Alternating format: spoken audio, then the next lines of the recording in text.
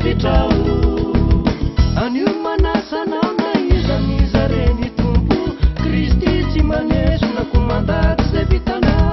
avy amanatona fa miandry anao ny lova anio vao manoanao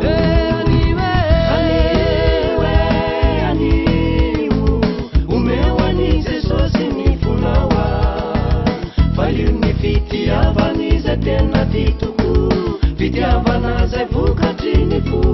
aniwe omeo ani Jesosy ny fonawa valio ny fitiavani zay tena titoko fitiavana zay vokatry ny fo